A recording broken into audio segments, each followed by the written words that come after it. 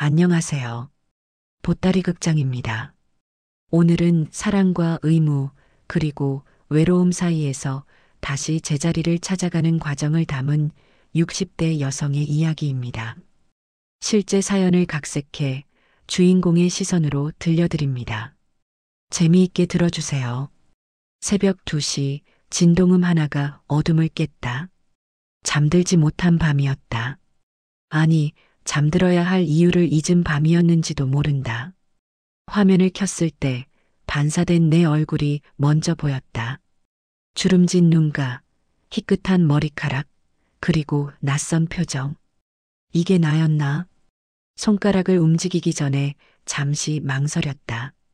알림창에 뜬 이름 하나. 오래전 닫아둔 문이 한 줄의 문자로 열리려 하고 있었다. 결혼한 지 40년이 되었다. 남편은 지금 요양병원에 2년째 누워있다. 치매가 왔고 걷지 못하게 되었다. 병실 침대 옆에 앉으면 남편은 천장만 바라본다. 내가 손을 잡아도 그는 돌아보지 않는다.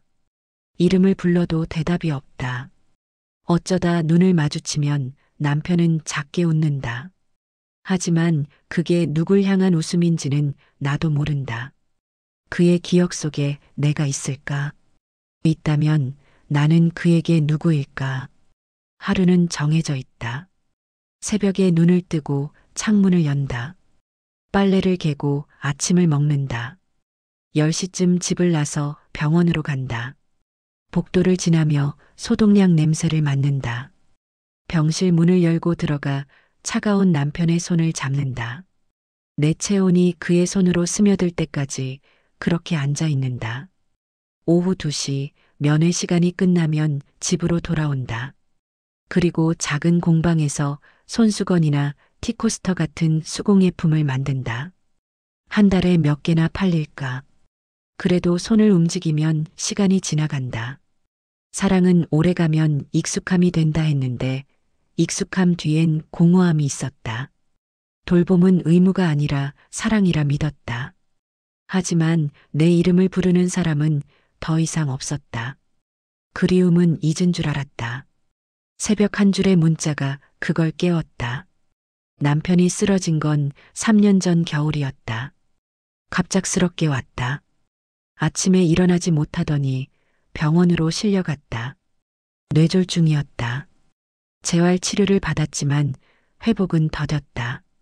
얼마 안 가 기억도 흐릿해지기 시작했다. 그때부터 요양병원을 알아봤다. 집에서 돌볼 수 없었다. 내 몸도 예전 같지 않았고 밤마다 깨는 남편을 혼자 감당할 수 없었다. 병원비는 예상보다 많이 나갔다. 한 달에 나가는 돈이 수입의 2배였다. 저축을 깨기 시작했다. 처음엔 괜찮다고 생각했다. 평생 모은 돈이 있었으니까. 하지만 1년이 지나고 2년이 지나니 통장 잔고가 빠르게 줄었다. 어느 날 계산을 해봤다. 이 속도라면 몇 년 정도 더 버틸 수 있을까?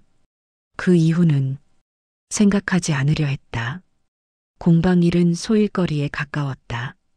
수입이라 부르기엔 너무 적었다. 손수건 한 장에 10,000원, 티코스터 한 세트에 20,000원. 한 달에 10만 원 벌기도 어려웠다. 온라인 마켓에 올려도 반응은 없었다. 젊은 사람들은 손으로 만든 물건을 찾지 않았다. 그래도 손을 놓을 수 없었다. 이것마저 그만두면 하루가 무너질 것 같았다. 생활은 빠듯해졌다. 외식은 끊은 지 오래고 장을 볼 때도 가격표를 본다. 예전엔 그러지 않았다. 필요한 건 샀고 사고 싶은 것도 샀다. 이제는 장바구니에 담았다가도 다시 내려놓는다. 이 돈이면 병원비 며칠치가 된다. 이런 계산이 습관이 되었다. 친구들도 하나둘 멀어졌다. 모임에 나가지 않게 되면서부터다. 돈이 아까워서이기도 했고 이야기할 게 없어서이기도 했다. 친구들은 여행 이야기를 했고 자식들 자랑을 했다. 나는 가만히 듣기만 했다. 남편이 요양병원에 있다는 말을 꺼내면 분위기가 가라앉았다. 미안해서 입을 다물게 되었다. 결국 연락도 뜸해졌다. 연말에 한 번쯤 안부 문자가 올까? 나도 답장을 짧게 했다. 외로움이 쌓였다. 처음엔 몰랐다. 바쁘다고 생각했으니까. 병원 가고, 집안일하고, 공방 일하고. 그러다 보면 하루가 갔다. 하지만 어느 순간부터 알게 되었다. 나는 누구와도 말을 하지 않는다는 걸. 병원 간호사와 나누는 인사말 정도. 그것도 서로의 눈을 보지 않는 말이었다. 집에 돌아오면 텔레비전을 켰다. 누군가의 목소리가 필요했다. 그게 실제 대화가 아니어도 괜찮았다. 소리만 있으면 됐다. 밤이 되면 더 심했다. 침대에 누우면 고요함이 귀를 눌렀다. 숨소리마저 크게 들렸다. 남편이 옆에 있었을 땐 그의 코 고는 소리가 싫었다. 이젠 그 소리가 그립다. 잠들기 전 핸드폰을 켰다. 알림이 있을까? 없었다. 메시지함을 열었다가 닫았다. 친구 목록을 내렸다가 올렸다. 누구에게 말을 걸까? 하지만 무슨 말을 해야 할지 몰랐다. 결국 화면을 끄고 눈을 감았다. 잠은 오지 않았다. 어느 날 아침 거울을 봤다. 얼굴이 수척해져 있었다. 눈밑이 처져 있고 입꼬리가 내려가 있었다. 웃어보려 했지만 어색했다. 언제부터 웃지 않았나? 병원에서도 집에서도 공방에서도 웃을 일이 없었다. 아니, 웃는 법을 잊었는지도 몰랐다. 표정이 굳어 있었다. 정서적 허기가 밀려왔다. 배고픔과는 달랐다. 속이 비어있는 느낌이었다. 채울 수 없는 공간. 누군가 내 이름을 불러주길 바랐다. 누군가 내 말을 들어주길 바랐다. 누군가 나를 기억해주길 바랐다. 하지만 그런 사람은 없었다. 남편은 내 이름을 잊었고, 친구들은 멀어졌고, 자식은 없었다. 나는 혼자였다. 공방에서 손수건을 꿰맬 때 바늘에 실을 끼우다가 멈췄다. 이걸 누가 쓸까? 누가 이 손수건을 사서 주머니에 넣고 다닐까? 누군가의 눈물을 닦아줄까? 생각이 여기까지 가니 손이 떨렸다. 놓친 실을 다시 끼우려 했지만 잘 안 됐다. 시력도 나빠졌고 손도 떨렸다. 한참을 시도하다가 그냥 바늘을 내려놓았다. 그날은 더 이상 일을 하지 못했다. 저녁엔 병원에 가지 않았다. 면회 시간을 놓쳤다. 아니, 가고 싶지 않았다. 남편을 보러 가면 뭐가 달라지나. 그의 손을 잡고 앉아 있으면 뭐가 채워지나. 오히려 공허함만 커졌다. 그래도 다음 날엔 또 갔다. 가지 않으면 죄책감이 들었다. 의무처럼 갔다. 사랑이 아니라 의무. 그 경계가 흐려지고 있었다. 메시지는 그렇게 왔다. 새벽 2시 알림음 하나. 화면에 뜬 이름을 보는 순간 심장이 한 박자 건너뛰었다. 30년 전 이름. 결혼하기 전 잠깐 스쳐간 사람. 아니, 스쳐갔다고 믿고 싶었던 사람. 손가락이 떨렸다. 메시지를 열었다. 짧은 문장 하나. 당신이 그립습니다. 한참을 그대로 앉아 있었다. 답장을 쓰려다 지웠다. 다시 쓰려다 또 지웠다. 무슨 말을 해야 할까? 나도 그렇다고 해야 할까? 아니면 이건 실수라고 해야 할까? 손가락이 자판 위를 맴돌았다. 결국 아무것도 쓰지 못했다. 화면을 끄고 침대에 누웠다. 천장을 봤다. 어둠 속에서도 그 문장이 보였다. 당신이 그립습니다. 잠들 수 없었다. 기억이 떠올랐다. 25살 서울역 앞 찻집. 그는 책을 읽고 있었고 나는 친구를 기다리고 있었다. 우연히 눈이 마주쳤다. 그가 먼저 말을 걸었다. 무슨 책을 읽느냐고. 나는 대답했고 그렇게 이야기가 시작됐다. 몇 해를 만났다. 길을 걷고 영화를 보고 손을 잡았다. 헤어진 건 그의 결정이었다. 미국으로 유학을 간다고 했다. 돌아오지 않을 거라고 했다. 나는 울지 않았다. 웃으며 보내주었다. 그게 마지막이었다. 그 후로 남편을 만났다. 맞선이었다. 좋은 사람이었다. 성실했고 다정했다. 그것만으로 충분하다고 믿었다. 옛 연인은 기억 저편으로 밀어냈다. 가끔 생각날 때도 있었지만 금방 잊었다. 잊은 줄 알았다. 하지만 새벽의 메시지는 모든 걸 깨웠다. 다음 날 병원에 갔다. 남편은 여전히 천장을 바라보고 있었다. 남편의 손은 차가웠다. 내 손도 차가웠다. 체온이 전해지지 않았다. 그의 얼굴을 봤다. 무표정이었다.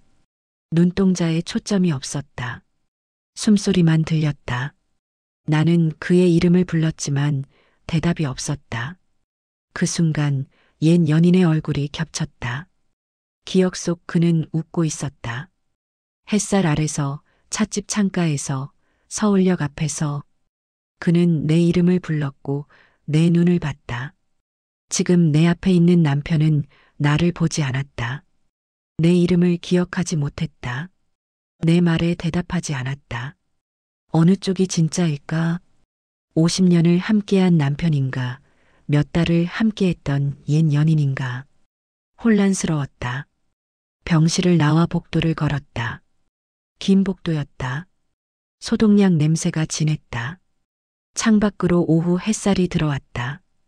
벤치에 앉았다. 핸드폰을 꺼냈다. 메시지함을 열었다. 그의 메시지가 그대로 있었다. 당신이 그립습니다.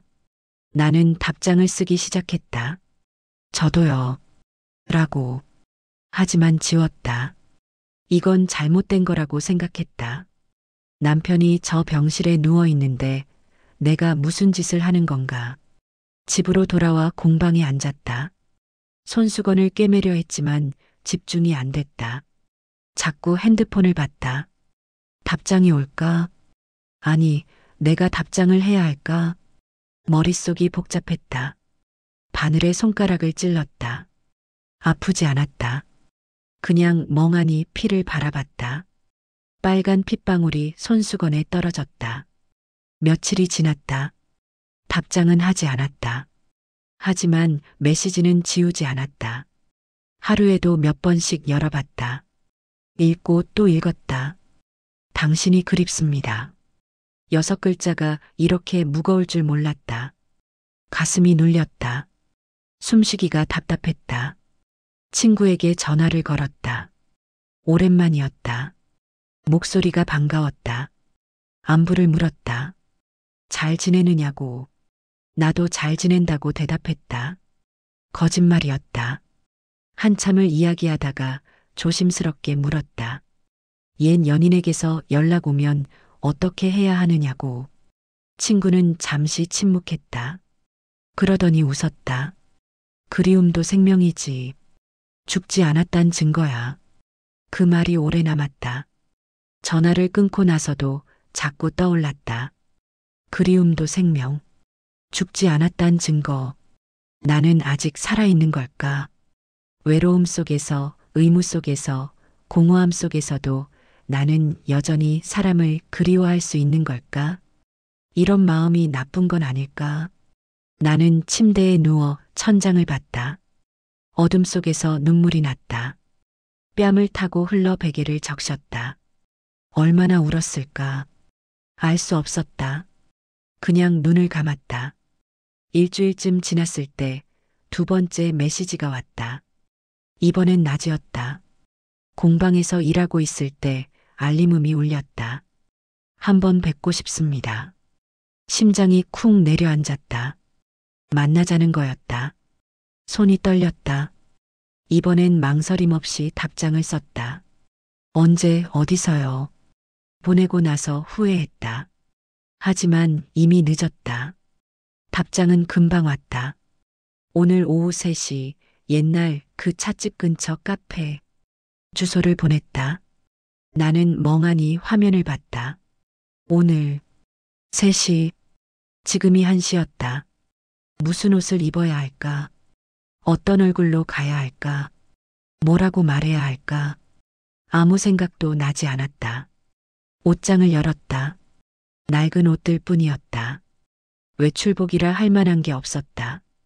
그나마 깨끗한 블라우스를 꺼냈다. 거울을 봤다. 화장을 해야 할까? 화장품이 어디 있었나? 서랍을 뒤졌다. 오래된 립스틱 하나, 파우더 하나. 조심스럽게 발랐다. 손이 떨려서 잘 안 됐다. 거울 속 내 얼굴이 낯설었다. 이게 나인가? 60이 넘은 여자가 화장을 하고 옛 연인을 만나러 가는 것인가? 집을 나섰다. 버스를 탔다. 차창 밖으로 사람들이 지나갔다. 모두 바빠 보였다. 나만 멈춰 있는 것 같았다. 아니, 나만 과거로 가고 있는 것 같았다. 버스에서 내려 골목을 걸었다. 카페가 보였다. 유리창 너머로 안이 보였다. 사람이 몇 명 있었다. 그중 한 명이 그일까? 문을 열고 들어갔다. 따뜻한 커피 냄새가 났다. 시선을 돌렸다. 구석 자리에 한 남자가 앉아 있었다. 그였다. 그도 나를 봤다. 나는 천천히 걸어가 그의 맞은편에 앉았다. 우리는 한동안 말이 없었다. 서로 눈빛만 마주쳤다. 그의 눈가에 주름이 깊었다. 입술이 마른 듯했다. 손이 떨리고 있었다. 나도 떨리고 있었다. 누가 먼저 말을 꺼낼까? 침묵이 길었지만 이상하게도 편안했다. 그가 먼저 말했다. 그땐 당신이 나를 살게 했어요. 목소리가 쉬어 있었다. 하지만 따뜻했다. 나는 고개를 끄덕였다. 대답 대신 미소를 지었다. 어색한 미소였다. 그도 웃었다. 우리는 그렇게 말없이 웃었다. 그가 말했다. 심장이 안 좋다고. 몇 달 전 수술을 받았다고. 이제 시간이 얼마 남지 않았다고 담담하게 말했다. 슬픔도 두려움도 없는 목소리였다. 그의 손을 보았다. 핏줄이 튀어나와 있었다. 약 냄새가 희미하게 났다.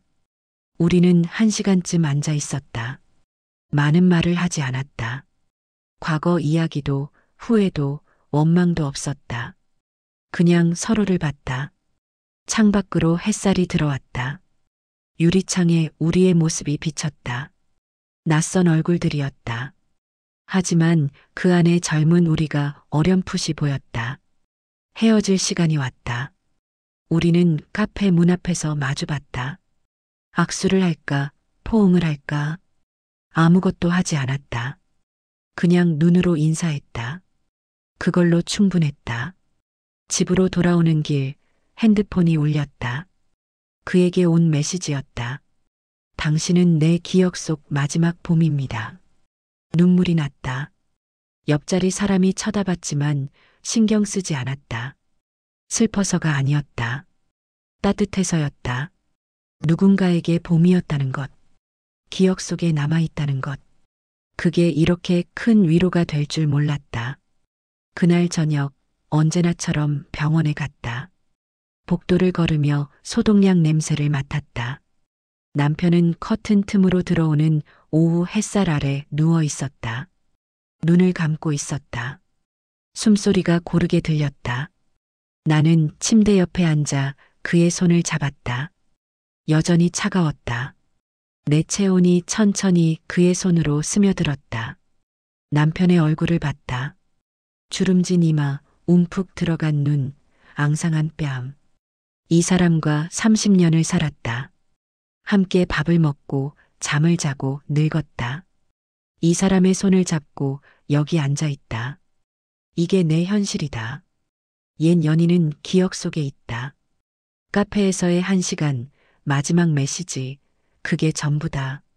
하지만 여기, 이 병실, 이 손, 이 숨소리가 지금의 내 삶이다. 눈을 감고 마음속으로 질문을 했다. 나는 무엇을 원하는가? 3가지 길이 보였다. 첫 번째, 감정을 닫는 것. 옛 연인의 메시지를 지운다.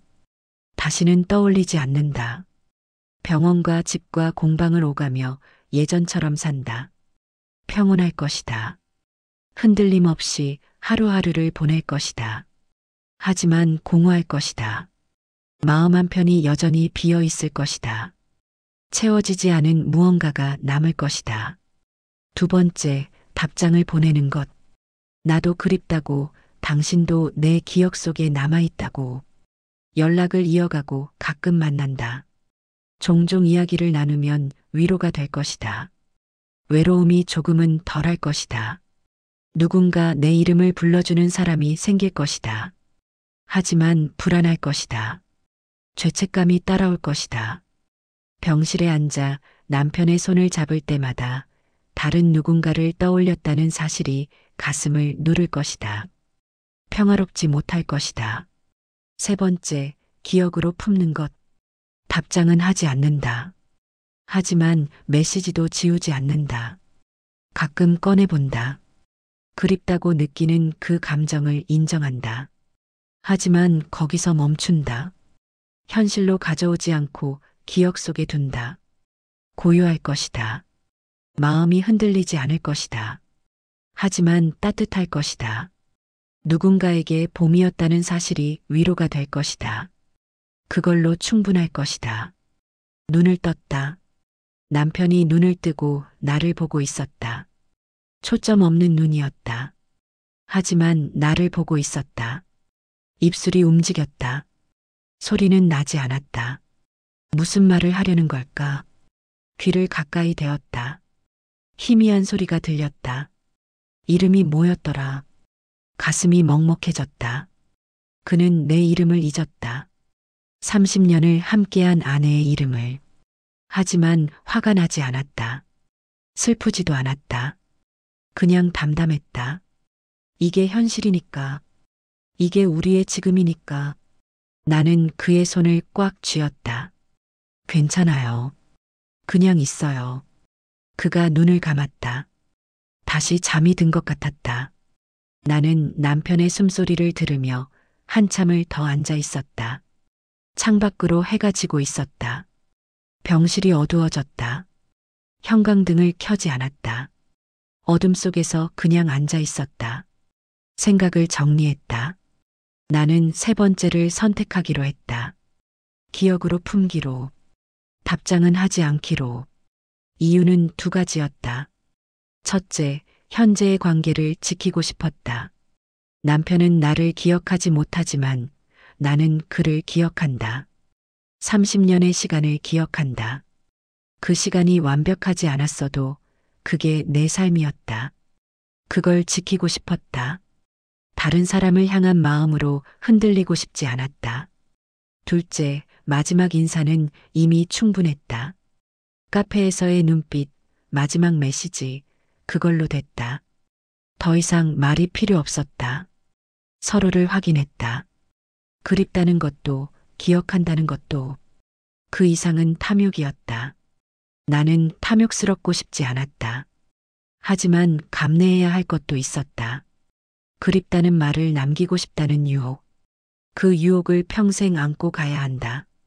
가끔 핸드폰을 켤 때마다 답장을 쓸까 하는 마음이 올라올 것이다. 그걸 참아야 한다. 그게 내가 선택한 대가다. 병실을 나와 엘리베이터를 탔다. 거울에 비친 내 얼굴을 봤다. 지쳐 보였다. 하지만 평온했다. 결정을 내렸으니까. 흔들리지 않기로 했으니까. 집에 돌아와 침대에 누웠다. 핸드폰을 꺼냈다. 메시지함을 열었다. 그의 메시지가 그대로 있었다. 당신은 내 기억 속 마지막 봄입니다. 손가락이 삭제 버튼 위에 머물렀다. 하지만 누르지 않았다. 대신 알림음을 껐다. 더 이상 메시지가 와도 소리가 나지 않을 것이다. 그걸로 됐다. 화면을 끄고 눈을 감았다. 잠이 왔다. 오랜만에 편안한 잠이었다. 다음 날부터 달라졌다. 새벽마다 일어나는 습관은 그대로였다. 하지만 핸드폰을 켰을 때 기대하지 않았다. 메시지가 올 거라고, 알림이 있을 거라고. 그냥 시간을 확인했다. 겨울이 다가오고 있었다. 빨래를 개고 밥을 먹고 병원으로 갔다. 남편의 손을 잡았다. 예전과 같았다. 하지만 다른 게 있었다. 그의 손을 쥘 때마다 그리움의 의미를 다르게 느꼈다. 옛 연인을 그리워하는 것과 남편을 그리워하는 것. 둘은 달랐다. 하나는 과거였고 하나는 현재였다. 하나는 기억이었고 하나는 실제였다. 나는 둘 다 품기로 했다. 거부하지 않기로 했다. 공방에서 손수건을 꿰맬 때 손이 더 이상 떨리지 않았다. 바늘에 실을 끼울 때도 안정적이었다. 한 땀 한 땀 정성스럽게 꿰맸다. 누가 이걸 쓸까 생각하지 않았다. 그냥 만들었다. 그 과정 자체가 좋았다. 손을 움직이는 것, 뭔가를 완성하는 것. 그게 나를 살아있게 했다. 외로움은 여전했다. 대화할 사람이 없는 건 마찬가지였다. 친구들과의 거리도 좁혀지지 않았다. 하지만 외로움의 무게가 달라졌다. 슬픔이 아니었다. 그냥 삶의 일부였다. 누구나 외롭다. 나만 외로운 게 아니다. 그렇게 받아들이니 조금 견딜만 했다. 저녁엔 일기를 쓰기 시작했다. 오래된 공책을 꺼냈다. 첫 장을 펼쳤다. 오늘 있었던 일, 남편의 얼굴, 날씨, 마음. 짧게 몇 줄 썼다. 길게 쓸 필요 없었다. 그냥 기록이었다. 내가 오늘도 살았다는 기록. 어느 날 밤 핸드폰을 켰다. 메시지가 하나 와 있었다. 가슴이 쿵했다. 그일까? 아니었다. 친구였다. 안부를 물었다. 오랜만이었다. 답장을 썼다. 잘 지내, 고마워. 그리고 한 줄을 더 썼다. 대화가 이어졌다. 짧은 대화지만 따뜻했다. 연결되어 있다는 느낌. 그게 좋았다. 새벽의 한 줄이 하루를 바꿔놓았다. 하지만 이제는 다른 의미였다. 새벽의 정적이 하루를 시작하게 했다. 알림음이 없어도 괜찮았다. 나는 나 자신과 함께 있었다. 그걸로 충분했다. 겨울이 왔다. 병원 가는 길에 눈이 내렸다. 하얀 눈이 거리를 덮었다. 발소리가 조용했다. 병실에 들어갔을 때 남편이 창밖을 보고 있었다. 눈을 보고 있었다. 표정이 없었지만 무언가 느끼는 것 같았다. 나는 그 옆에 앉아 함께 눈을 봤다. 나는 조용히 중얼거렸다. 그리움은 죄가 아니었구나. 남편은 듣지 못했다. 괜찮았다. 나 자신에게 한 말이었으니까. 지금도 가끔 그 메시지를 꺼내본다. 당신은 내 기억 속 마지막 봄입니다. 읽을 때마다 눈시울이 뜨거워진다. 하지만 슬프지 않다. 누군가에게 봄이었다는 것. 누군가의 기억 속에 남아있다는 것. 그게 나를 살게 한다. 사랑은 꼭 현재의 사람이 아니어도 나를 다시 살아있게 할 수 있다. 과거의 사람도 기억 속의 사람도 내 안에서 온기로 남는다. 그걸 부정할 필요는 없다. 죄책감 가질 필요도 없다. 그냥 조용히 품으면 된다. 그리움은 나이를 먹지 않는다. 60이 넘어도 70이 되어도 사람은 여전히 그리워한다. 그게 살아있다는 증거다. 마음이 뛴다는 증거다. 나는 새벽에 한 줄 메시지로 그걸 배웠다.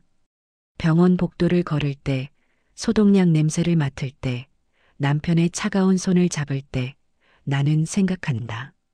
나는 아직 누군가의 봄이었구나. 그 생각이 하루를 버티게 한다.